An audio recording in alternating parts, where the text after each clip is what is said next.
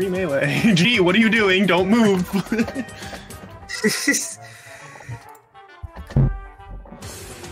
me actually make sure that everyone's already into this and actually just gonna get ourselves into this ring. So yeah, I'm let's get wondering ourselves. What they're gonna go maybe PS2 because it's a very neutral stage and just a very safe pick for any character. I can definitely see either when it comes down to it. But as Luigi, you're trying to find your ways to burst around with it. But now we're gonna be taking it to Town City. Really good Min stage when it comes down. Yeah, I'm kind of surprised because maybe we might understand why Naj was taking so, or Sassy was taking so long. I'm sorry, and maybe like trying to figure out what's the best stage here, and unsuccessfully potentially they got a good mid stage. Oh, maybe it also is when it comes down to a case where you have a personal choice. Like I do see a lot of times where players will be like, "Hey, I'll go here because I'm more comfortable here." Or, hey, even in this matchup, I know what to do on this stage. But also, on Town City, you get that FD layout that Luigi's really love. Yeah, and we nearly just saw a spike, and before we were seeing Sassy was having a hard time getting in, but that was a very well-timed roll to not get hit by the laser. That is a terrifying move and so much damage. Yeah, so you're in position trying to get that up smash there. You can tell Naj is very comfortable on this stage.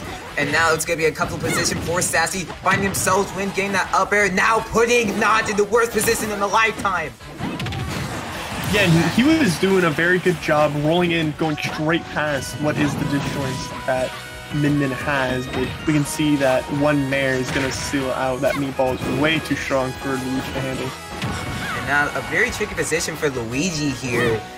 Is also going to have to see how you can get these edge guards. A lot of times Min is trying to get those edge guards onto you, but now when you get this type of position where you have to force yourself in for the kill, you can't force too much stuff or you force yourself into where Min wants.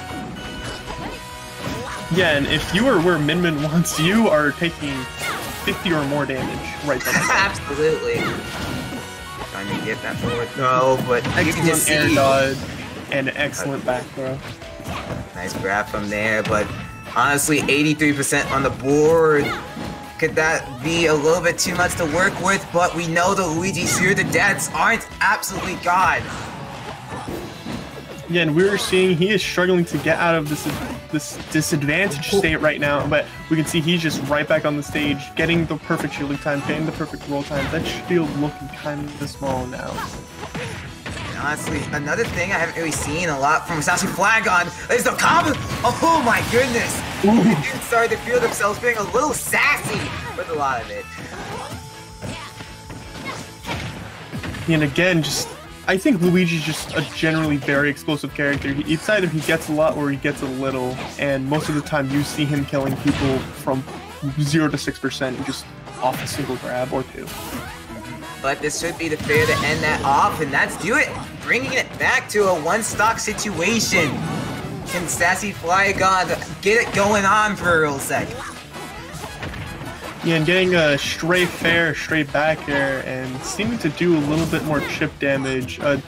Luigi still absolutely has combos. He has about any percent that isn't just gonna throw you to the blast zone. But we can see that he's just chipping away the best he can because Min, if they get like one move out, you're immediately back in disadvantage or wherever you were.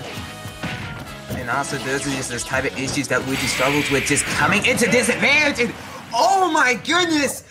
Catching Naya slipping. Up, going to kill at literally 15% with it.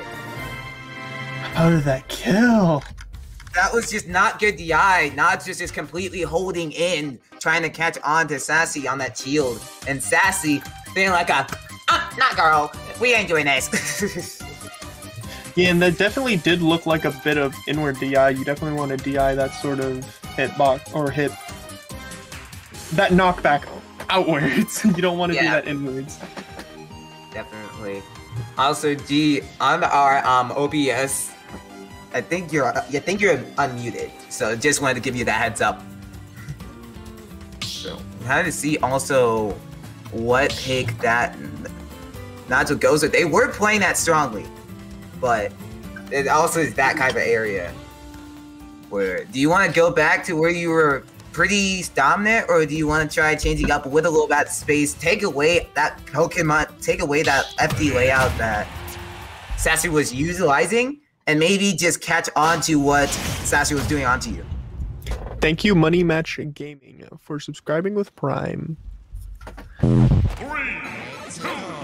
1, go! I just heard like a very I'm not the only one that heard that. a hard bass sound and I lost it. But anyway, get ourselves into it. Going to be going to actually Lilat with it.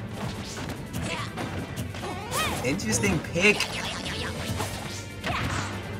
Yeah, Lila, I think this is an interesting counter. Actually, no, Naj won it. So yeah, this would definitely mess up. This or Yoshi's would mess up Luigi's combos, at least by the side, or any space that can get them by those slants, because then you have more space to work with, or just awkward spacing for Luigi. And I think another thing about these slant stages, it puts an even awkwarder angle for Min-Mins to throw those type of tilts at. Sometimes you'll try and think that that stage will mess it up, but it'll just continue on a little bit longer. Trying to catch that And nair. going down for the nair, Luigi's still making it back. That recovery is so underrated. Absolutely. Like, the thing about Min-Min that we have a lot to think about is just like, okay, you hit them out of that tether, then they're gone, but can you even hit that tether with some of the range that gets? That's just tether recoveries for you. And making it back like they're violent. Wow, that was a very sudden comeback. And oh my goodness! Taking it for a stand, taking them for a ride, taking them to the skies with that, and here we get Luigi! And how did they live? Lilat. Maybe there's something more to it. Maybe it's a higher ceiling. Some people really don't pay attention to the stage because they don't consider it legal. They just opt for small battlefields. Actually, at that point, that was not just counter pick working in their favor. So that was probably, maybe that was something they were looking out for, especially considering that first game win. And yeah, Sass has a decent lead, about over 50%, now making that into 50% on a second stock. Alright. And Naji's gonna have a bit of a hard time. This character is really good at keeping advantages and is really good at making it back. So we can see that real quickly. Anything can happen, and Naji's trying to get something right now. And Naj also trying to take the winner's stock for a ride. The last one to potentially move them on. Sassy looking to take this up to finish off against Reggie. Almost getting that down there to finish that off at such a low percent. You can tell they're feeling themselves and wanting to move this on. Yeah, and Sassy is just throwing out moves, knowing he can combo off of almost anything, and he gets a couple moves out, and that is a very well done edge guard. Yeah, sealing up the sets.